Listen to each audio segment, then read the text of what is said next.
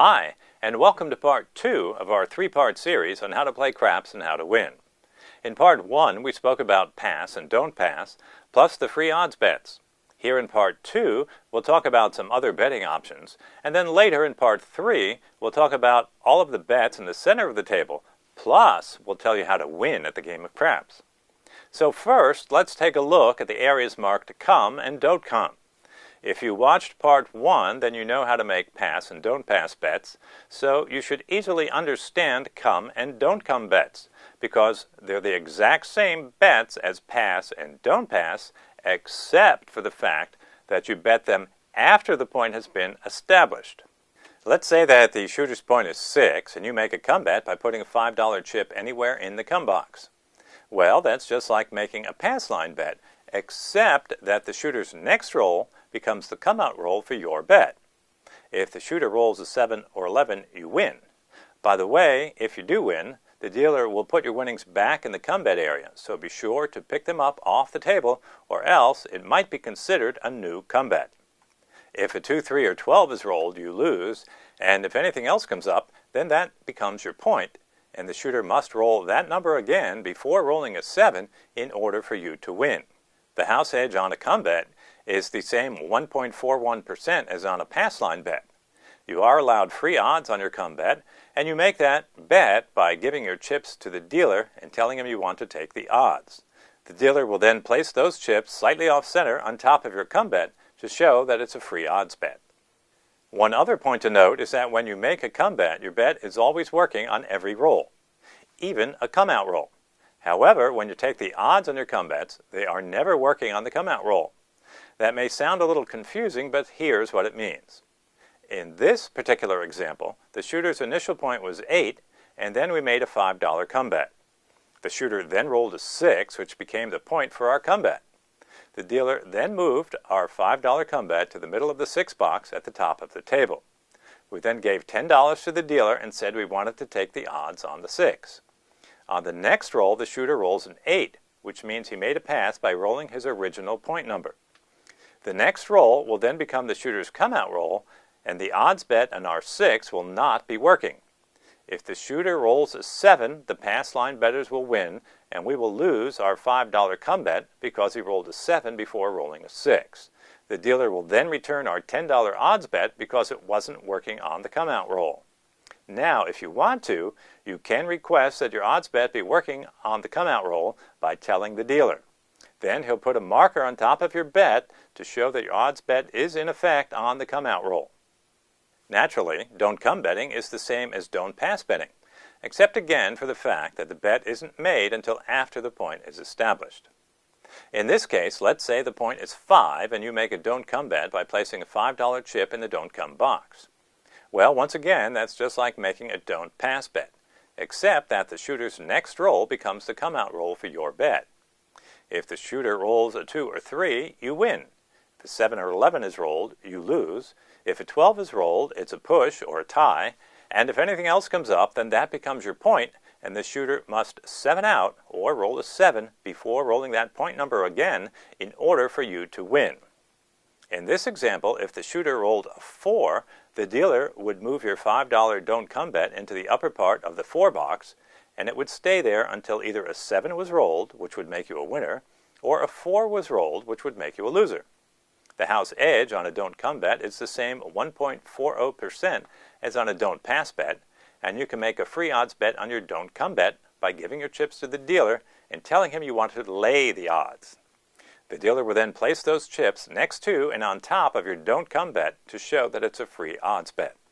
The final point to make here is that don't come bets, as well as the free odds bets on them, are always working, even on the come out roll.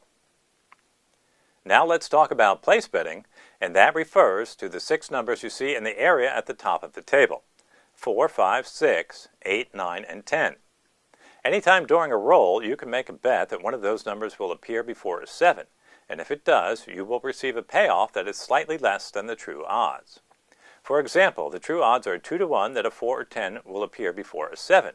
However, if you make a place bet on the 4 or 10, you will only be paid off at 9 to 5. And that works out to a casino advantage of 6.67%. The true odds of a 5 or 9 appearing before a 7 are 3 to 2, but on a place bet you would only receive a payoff of 7 to 5, which works out to a casino advantage of 4.0%. Finally, on the 6 and 8, the true odds are 6 to 5 that one of those numbers will appear before a 7, but on a place bet you would only be paid off at 7 to 6, which means the casino would have an edge of 1.52% on this bet. As you can see, making a place bet on the 6 or 8 gives the casino its lowest edge, and this means that a place bet on the 6 or 8 is one of the best bets you will find on the craps table. When you want to make a place bet, you aren't allowed to put the bet down yourself. You have to let the dealer do it for you. To do this, you would just drop your chips down onto the table and tell the dealer what bet you wanted to make. For example, you could put 3 $5 chips down and say, place the 4, 5, and 9. The dealer would then put $5 on the edge of the 4 box, $5 on the edge of the 5 box, and $5 on the edge of the 9 box. You'll notice that when the dealer puts your bets on the edge of the boxes, they will always be placed in an area that corresponds to where you're standing at the table, and this helps the dealer to remember who placed that bet. When making a place bet, you don't have to bet more than one number, and you don't have to bet the same amount on each number. You should, however, make sure that you always bet in multiples of $5 whenever you bet on the 4, 5, 9, or 10, and in multiples of $6 whenever you bet on the 6 or 8. This will allow you to always get the full payoff on your bet. If, for example, you bet $3 on the 6 and you won, you would only get back even money, or $3, rather than the $3.50 which your bet should have paid, and this results in an even bigger advantage for the casino. Another thing about place bets is that, unlike pass line bets, you can remove your place bets at any time, and you do that by telling the dealer you want your bet down, and he will take your chips off the table and return them to you. When we spoke about come bets before, I mentioned that come bets are always working on every roll, but that's not the case with place bets, because place bets are never working on the come out roll.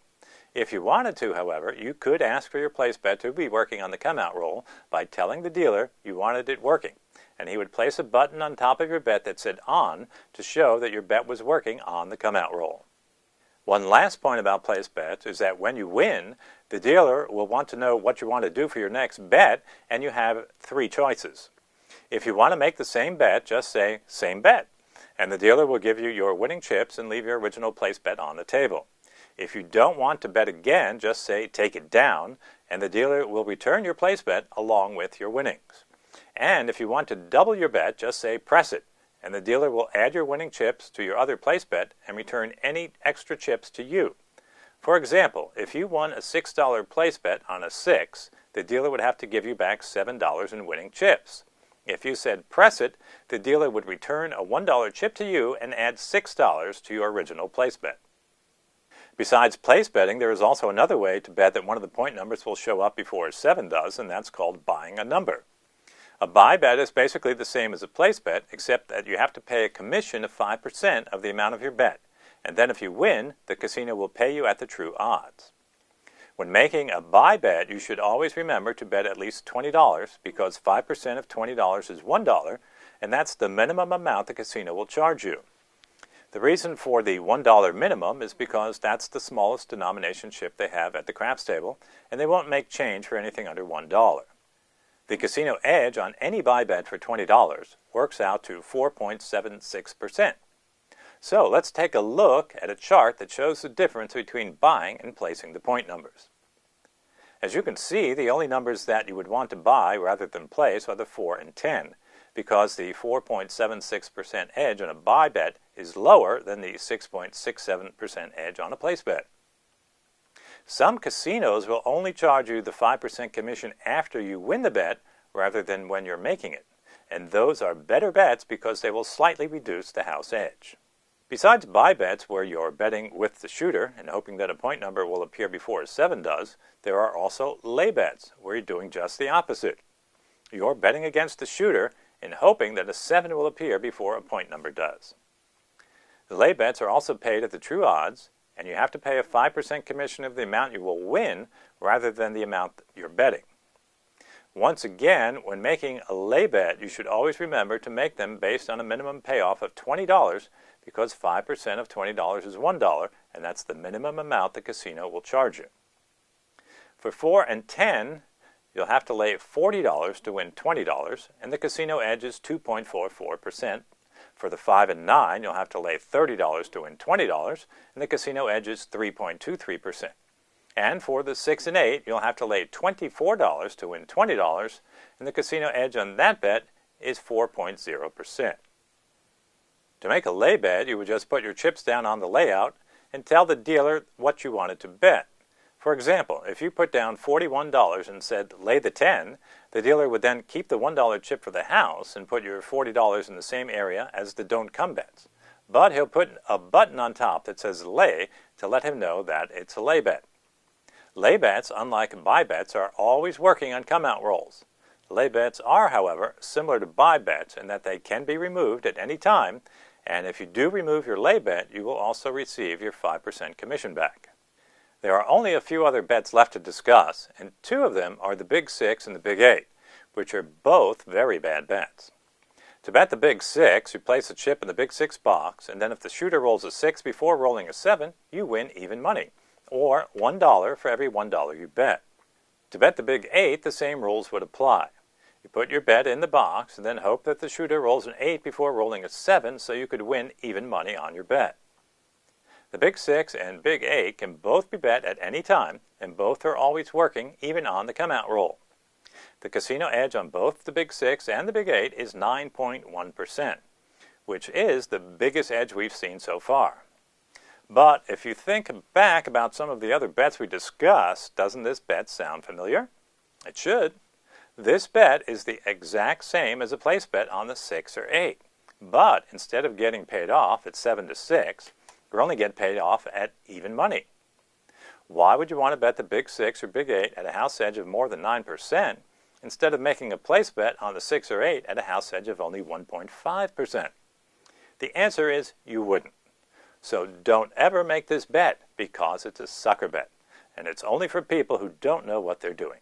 The last bet we have to discuss on the player side of the table is the field bet, which is a one-roll bet that will pay even money if a 3, 4, 9, 10, or 11 is rolled, and 2 to 1 if a 2 or 12 is rolled. To make a field bet, you would just place your chip anywhere in the field box, and at first glance it doesn't seem like a bad bet. After all, there are 7 numbers you can win on and only 4 numbers you can lose on.